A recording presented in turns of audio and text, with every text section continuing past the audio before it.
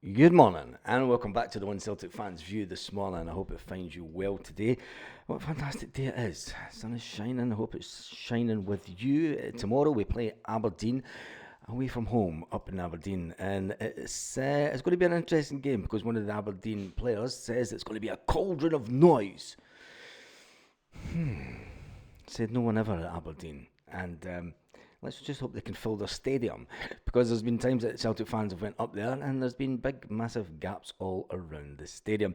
Now that they are dropping away when it comes to the league, they've dropped a few points. Will they fill the stadium to see off the Celtic on Wednesday? No, I don't think so. Well, anyway, before we talk about that, we need to talk about Martin O'Neill. We need to talk about, obviously, the Aberdeen midfielder Leighton Clarkson has issued a no fear message. Yet they could, who cares? And then we need to talk about the Scottish Cup that has been announced. But before then, we're going to listen to the mighty Martin O'Neill slap down the one and only Jim White. And that's us of a certain age can remember a picture of Jim White sitting behind the dugout. When he was just a lowly little reporter for the Daily Record, and he was sitting behind the dugout and his face tripping him the day that Celtic and Wim Jansen stopped the 10 in a row by the old Rangers. Yes, Jim White's face was an absolute picture that day, and he never hid the fact that he was one of them, but it's great to hear him getting slapped down by the legend that's Martin O'Neill. Celtic beat Ross County over the weekend by 5-0. As a result, they lead the way at the top of the SPFL. Aberdeen are chasing them. Of that, there is no doubt. They are second in the league at the moment, 4 points behind Celtic, of course, trying to make chase, but we know how difficult that is with Celtic in the form that they are in. Aberdeen drew 1-1 with Hearts, and then Rangers made somewhat heavy weather of it at Perth. It was an own goal. They won by an own goal against St Johnstone, but won by a single goal to nil. And Rangers in something of a lowly third position at the moment on 26 points. So somewhat cut adrift from Celtic. My point is this: when you were at Celtic, of course you had good times. You had a few not so good, but mostly we had one bad season. Come on, good times, Martin. In your first season at Celtic, you won the title by 15 points ahead of Rangers. In your second season, you won it by 18 points ahead of Rangers.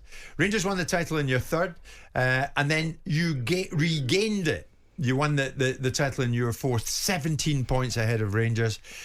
When you were winning by margins like that, you were singing. Is it getting towards that at this particular point in time? Yes. North of the border just now. I know there isn't that much daylight between Celtic and Aberdeen, but there is between Celtic and Rangers at this time. Is this what Brendan's got to guard against?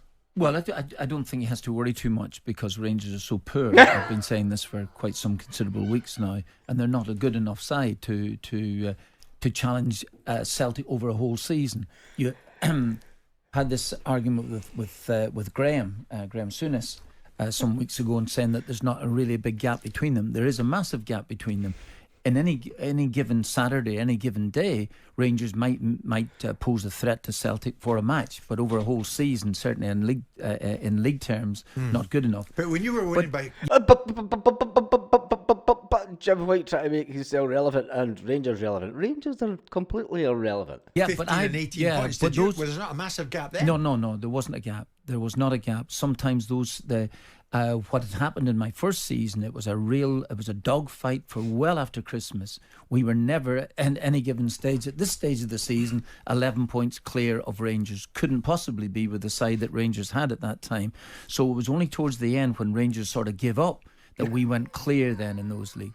And then we won it the next year because we had a lot of confidence about ourselves and we were involved in European football and Champions League and all that type of stuff. Then when we lost the league by a goal. Yep. A single goal in the third season, and the final season we lost by a point. So they've been always relatively tight. Though I think you've got to remember, Martin, we did have a fantastic European run one of those years when we lost it by the goal, and we were kind of a bit more focused on trying to win the Europa Cup, which we didn't. Yeah, it was Jose Mourinho's side were diving all over the place, and one of the biggest memories I have of that night was when Porto went up to collect their winners' medals, and the Celtic fans who dominated the stadium booing the team because they were cheating. I think there was one season where we won 27 or 25 games in the trot, and that obviously put paid to Rangers' chances. But here there's no challenge there from Rangers at this minute. Aberdeen have done exceptionally well so far, but you're not expecting Aberdeen to keep it going throughout the whole season. They've done really, really well again, but and if Celtic are thinking that Aberdeen are their main challengers, well then you, as you mentioned at the top of your question to me, complacency. I don't think Celtic will be complacent. I watched them against Bruges the other evening. I suppose the expectation was very high because they had been splendid against Leipzig in the previous round of the Champions League. Didn't play so well in the first half, played much better in the second half, and eventually got a good point. So they've 8 points from 5 games, going strongly in the Champions League, and even stronger in the SPL. So in the SPL, Martin, do you think 11 will be something of the distance between the two old firm clubs come the time Celtic claim the title? One thing, Jim White, there's no old firm. 2, the gap's only going to get bigger, and the point gap that there is now will get extended because Celtic's going to beat Rangers at least 3 more times this season, maybe even 4. Or could it be, the margin be even wider? Well, it could be even. It could. Jim White's gone like that. Wider. The gap's already that size, mate. Be wider because Celtic are so dominant. They're very, very strong. You just expect Celtic to win the games. You know, for instance, you just mentioned that Rangers got over the line against St Johnstone. That is no real surprise to me. You don't feel that Rangers are capable of going away from home and winning convincingly in matches. If they get over, and it's 3 points in the board, and that's very important for them. Ironically, they're shite. They're funny enough. They've had some really decent results in European football. They had a result against Nice. Olympiacos. Yeah, Nice. they beat Nice, but they had a really great result against Olympiacos when they played exceptionally well. I watched that from start to finish. But converting that into the SPL has been a real problem for them. Do you think the SPL, are Rangers capable of beating Celtic this season? No. Well, they've got a very big game coming up against them in the League Cup final. That is so important for Rangers. Really important for them to try and win the game. Again, on a given day, it is possible. Of course, it's possible. I think unlikely, but it is possible for them to win a game. This is a must-win. Unlikely. Win for Rangers. Very diplomatic. This League Cup Must win in terms of a must. Yeah, they must win it. Simple as that. You win for credibility, for everything under the sun, and for the season ahead. Does Clermont really need this win Yes. against Celtic at Hampden in the League Cup All final? managers need wins. Yeah. We've said this to be a beginning. Yeah. And absolutely, this is very important for him now, as much as anything else, because he hasn't been able to beat Celtic. I wonder Yay. how much it changes the complexion of things, Simon, if, as Martin is suggesting, they're about to meet this month at Hampden in the League Cup it final. changes one of the arguments. And I think, to be fair to Graham, his argument was that in the games that Rangers played against Celtic, the difference between the two sides wasn't so vast because the results were nip and tuck results. They weren't getting beat 3s and 4s and 5s. They were in those games. That's, in essence, what Graham's point was. It was then made bigger by myself and Martin by saying, but the gulf between the two sides in being able to win a league is quite significant. Massive. That's the point that we were going. You know, you don't win. You can win your battles, but you've got to win the war in the end, and winning the war in the end is winning the league. And if you're 15 points behind Celtic at the end of the league, at the end of the season, you're miles off them, aren't you? I think ultimately, But see, in Scotland, I think we're doing Aberdeen a massive discredit here, and I really do mean that. I think we're doing Aberdeen a massive discredit. They're in second place on merit. They've had a fantastic start to the season. Rangers, who are the newer club when it comes to the SPFL, have the media need to stop this narrative that Rangers are the big club. When you look back to the 1980s, so before Rangers were regularly finishing 3rd, 4th, and even 5th and 6th during the 1980s. It wasn't until they started buying cups and leagues when the players that they brought in from England. Now, you have to remember this. This is a history lesson to some of the Celtic fans out there, the younger ones, obviously. The Rangers only managed to bring in the English players at the time because English football was banned from European football. Yes, the hooligans of the English football teams had managed to get their teams banned from European football. So the only way that these players, the English players that came to to Rangers at that time, we wanted to play European football and make sure that they were ready for the World Cup and such, and the Euros and such like. And that's the only reason that Rangers managed to get the English players at the time.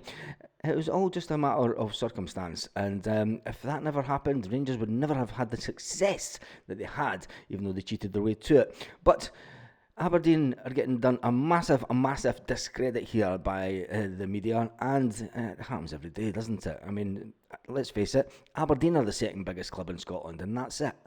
If he beats Celtic in a cup final, then of course it gives him credibility. He's got credibility in Europe right now because obviously his side are 8th in the Europa League in automatic spots above Tottenham in the Europa League. So he retains some degree of resonance with the Rangers fans, because if they were getting bashed up in Europe as well... No, they don't. They're wanting him out. They want to sack him. You should go into the land of Twitter, mate. Honestly, they all want him out. That's brilliant. Well as underperforming in the league, he probably would have been gone by now. We're never 11 points clear of Rangers. What is your record as a manager against Rangers? Do you know off the top of your head? I know that we beat them. That's it. That's all you need to know. actually, and John Robertson told me, I honestly did not know this now, and I should know these things, but we actually won 7 in the trot once again. Hey, 7 on the trot. Oh, good old Martin O'Neill. Them. That which was really great. We also lost some big battles against them as well too. But predominantly your win record against Rangers is significant, so it's not as if you beat teams in the league that they didn't beat, but again, between the two sides... I think we were... I think you won 16 out of 27. Oh. Hey, there you go. That's a no bad record, isn't it? Anyway, let's get into more Martin O'Neill news. Martin O'Neill bluntly saying that Brendan Rodgers doesn't have much to worry about when it comes to Rangers. We all know that. Aberdeen midfielder Leighton Clarkson has issued a no fear warning ahead of the game tomorrow night, and he says that Celtic could find Pittodrie really tough. Really tough. When you see that Hugh Dallas is on VAR, it may be the case that we'll find it really tough. Nudge, nudge, wink, wink. But anyway, I don't think it's going to be really tough. It'll be good to see. It'll be interesting to see whether Aberdeen's fans turn up on numbers. Aberdeen do travel up to Aberdeen today. They'll stay in the hotel tonight, getting ready for the game tomorrow. And Aberdeen basically have, since the 6-0 loss, have just imploded, haven't they? They have imploded. The fact that Celtic are unbeaten in the opening 13 Premiership games of the season, whilst they've only dropped points with the 2-2 draw against Aberdeen at Parkhead earlier in the season. And that was a game that Celtic should have won. Let's face it, Celtic had something like 32 shots on goal that day. We were a little bit lethargic in the second half, and we allowed Aberdeen to get back into the game. We should have won it, but we didn't. We did drop the points. Clarkson went on to say he insists that Aberdeen can end their unbeaten run in the league. We can't feel them. Before the 6-0 game at Hampden, we had a decent record against Celtic by drawing the last 3 games. The moral victory cup is up there in Aberdeen like can, and it's like we're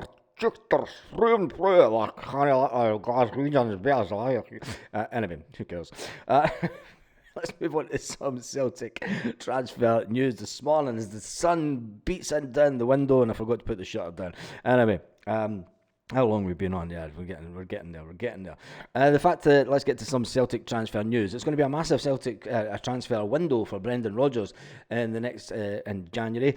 One player that is making moves in South America that looks as if he's going to be sold for £8 million, which is unbelievable to think that Celtic only bought Alexandro Bernabé for 3 point something million.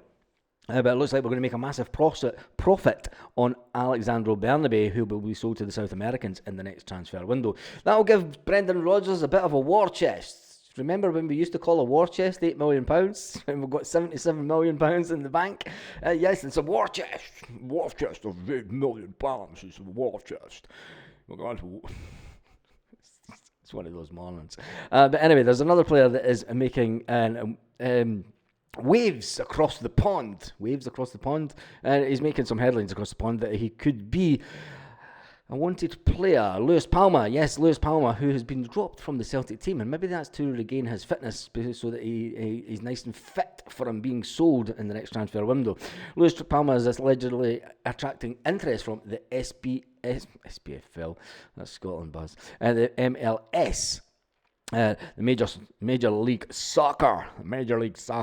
He could leave Celtic the next month. The Honduran winger, who plays absolutely fantastic for Honduras, and when he's playing international football, but he just doesn't seem to get it when it comes to Celtic. And Brendan Rodgers has found the player a little bit of a frustration, to say the least. He was brought in during that unbelievable window by Mark Lawwell. Remember him?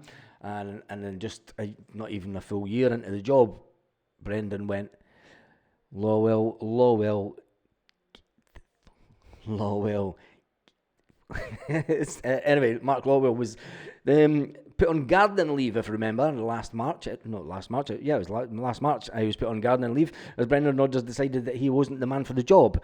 He wasn't fit enough for the duties to bring in the decent amount of players, the decent type of players. He brought in Marco Tilio, Gustav Lagerbielke, Odom Owen, Robski, and just to name a few, Lewis Palmer, and just to name a few players.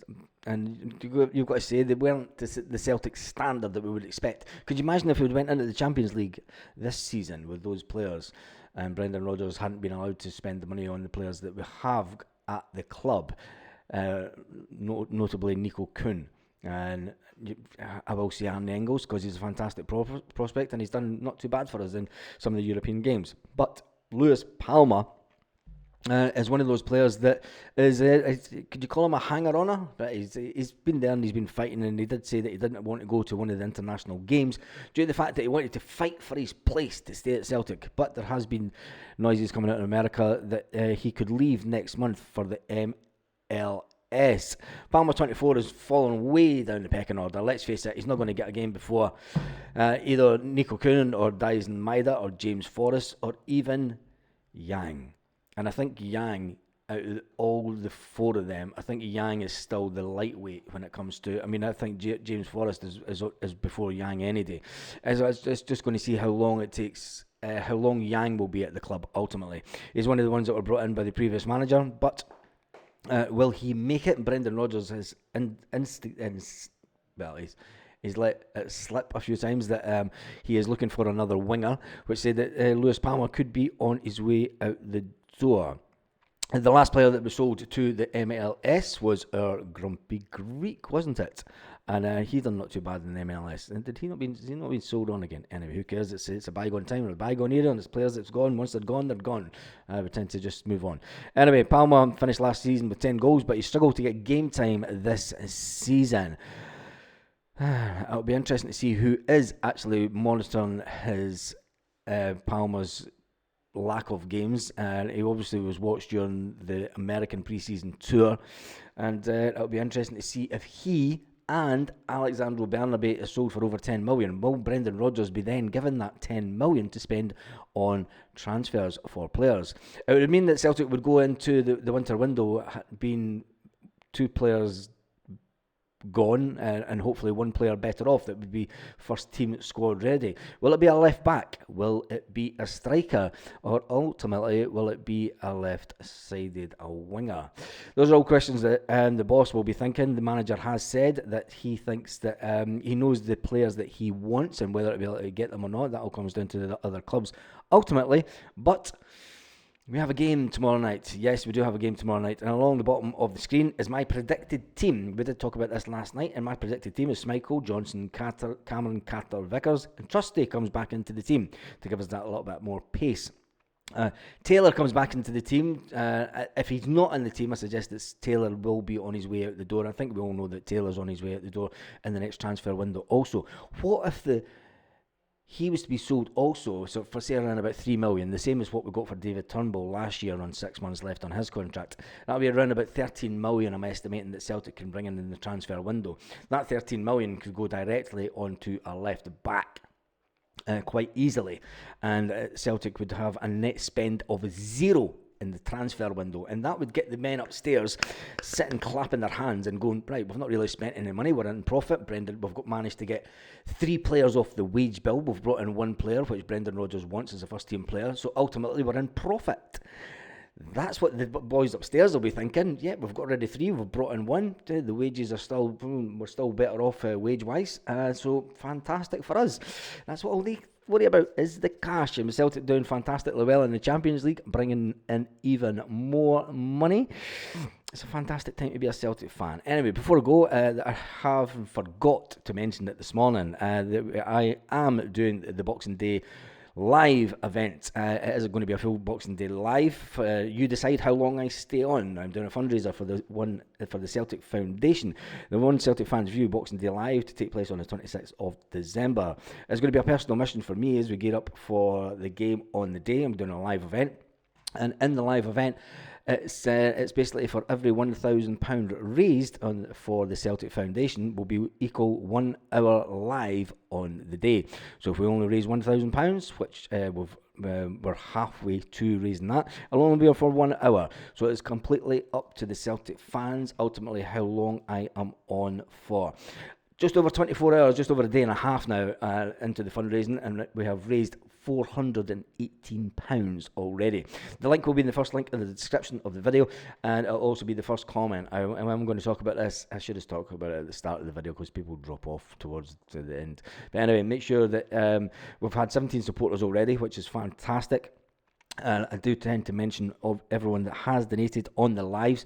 So not only do you get a shout out on the live at 8 p.m. Celtic part time, you will also get a lot of mention during that video. So anyway, thank you to everyone who has donated so far, and thank you to everyone who has subscribed to the channel. Sitting on 20,068, which is fantastic. Let's get us to 21,000 before the end of the year. Can we do that? Is it possible? Is it possible? We're on about 500 a month, so it's maybe not possible this month, but you never know. Never say never. Dream big, like what Celtic do. Anyway, on that note, have an absolutely fantastic day to all you Celtic fans. Yes, you, because you're still watching the video at this point, and you're fantastic. And I really, absolutely love the fact that you're still here. And thank you to everyone who is watching the video, and thank you to all the Celtic fans. Have a great day wherever you are, all around the world, and even to any other fans that are still watching. You never know, there's some might be. Anyway.